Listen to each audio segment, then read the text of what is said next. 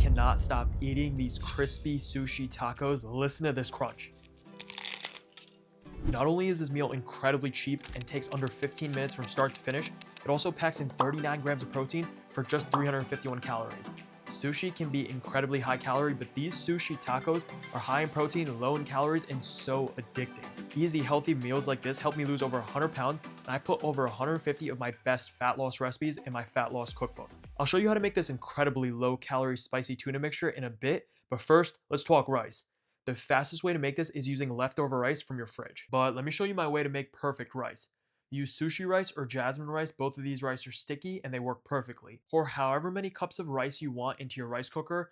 I'm gonna go with 3/4 of a cup of dry rice and then wash it with some water. Look how starchy the rice is. The water is so cloudy. You wanna drain the starch off the rice and then continue washing your rice, draining it, washing it, draining it until the water comes out clear. Look at this.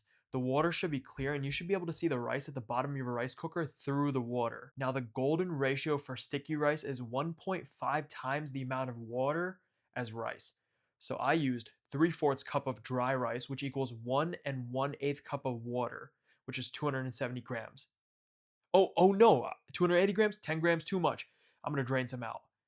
Rice bowl and rice cooker, I'm clicking the fast mode option to cook this rice ASAP. Now let's get started on the spicy tuna mixture. This is so delicious. I always recommend you keep canned tuna in your pantry. It lasts forever, it's cheap, and it's packed with protein. If you hate canned tuna, you can use canned chicken, but using canned chicken to make spicy tuna sounds diabolical. Canned tuna has insane macros. Straight protein, nothing else in it except 1 gram of fat, 24 grams of protein, 100 calories. That's crazy. Crack open your 4-ounce can of tuna fish and you'll notice it's filled with water. By the way, make sure you get canned tuna that's filled with water, not oil. Oil is super high calorie. You want to drain this water. We don't want this shit. Once your tuna is drained like this, dump it into a bowl. Pro tip, don't throw your can of tuna straight into the garbage. It's gonna smell like tuna in your house.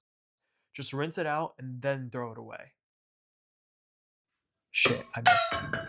To the tuna, we're gonna add in 25 grams of Greek yogurt to make this creamy. I've been using this shitty off-brand Sriracha for months now, but we finally found Sriracha. It's back. Add as much Sriracha as you want. I normally do around 2 tablespoons, but that's pretty freaking spicy. 1 tablespoon of soy sauce. For some tang, 1 teaspoon of rice vinegar. I love garlic, so I'm gonna throw in a sprinkle of garlic powder and a couple cranks of salt. I also throw in chili flakes for extra spice. I love this spicy. Mix all of this really well to get everything combined. Taste it and adjust accordingly.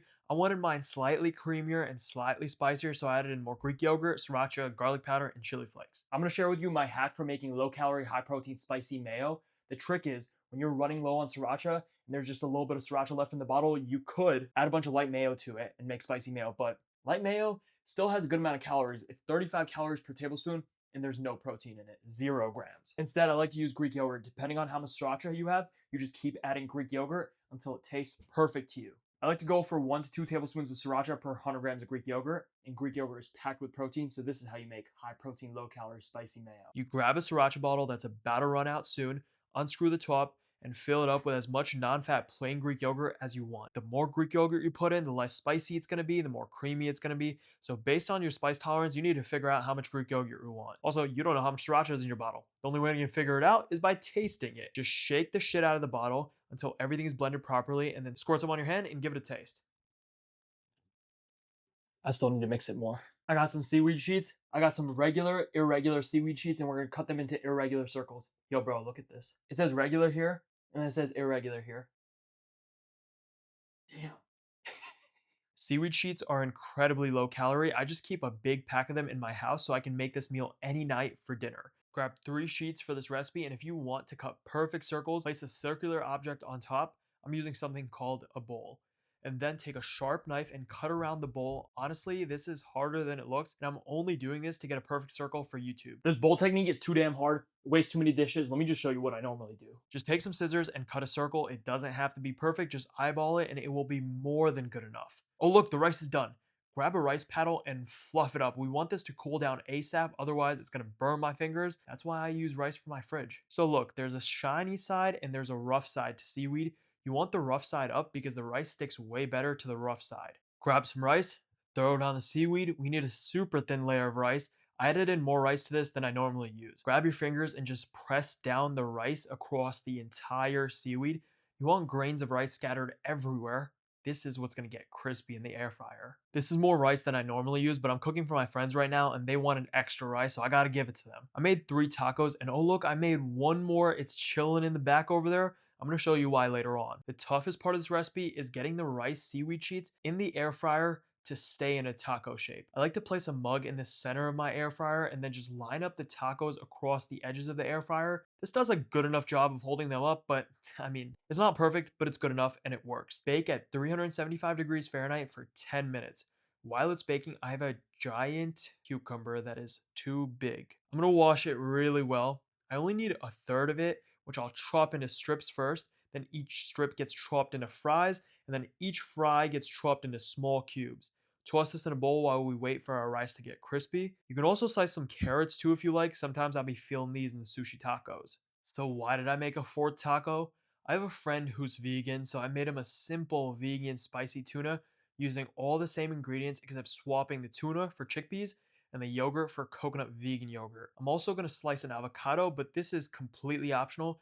I just want it in my tacos today. I'll make strips and then cut the skin off. Let me tell you about 3 new recipes that I just added into my cookbook. Glazed donuts that have half the calories of Krispy Kreme and taste even better. Oreo cakes that have so much protein, they're better than any protein bar you can find and they taste so good. And s'mores cookies that are lower calorie and just so tasty. Get my cookbook. If you already have my cookbook, update it for free and make these recipes. You will be so happy. The tacos have been air fried and they are crispy. You can see some of the rice has gotten golden brown and this is perfect. Place a crispy rice seaweed sheet on a plate and get ready to assemble. Start with some fat spoonfuls of the spicy tuna mixture. Honestly, load this up. This is where all the protein is coming from. Then sprinkle on your chopped cucumbers. I like a cucumber piece in every single bite for a nice refreshing crunch. Then throw on your sliced avocados. I just put 2 small pieces in the center.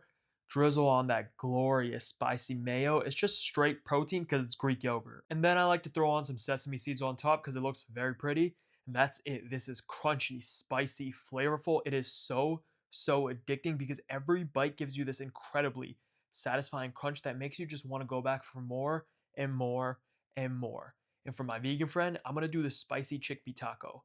I would never want to be vegan, but honestly, these chickpeas are kind of good. I did not admit that to him though.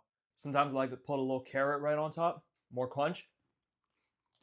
What do you guys think of this? Slaps. It slaps? Really good, bro. It's fresh. It's fresh? Thank you. The calories and macros per sushi taco, this recipe makes 3, are 117 calories, 13 grams of protein, 15 grams of carbs, 12 grams of fat. For more recipes that taste so good, but will also help you get in the best shape of your life, go check out my fat loss cookbook. I have so many amazing indulgent recipes in there, and I'm constantly updating the book. You'll get more recipes for free. And right after you make these tacos, you're gonna wanna eat something sweet. Just make a batch of my cheesecake swirl brownies. They are so low calorie, you can eat the entire pan and not feel any guilt. The recipe is so easy to make. I'll see you in that video.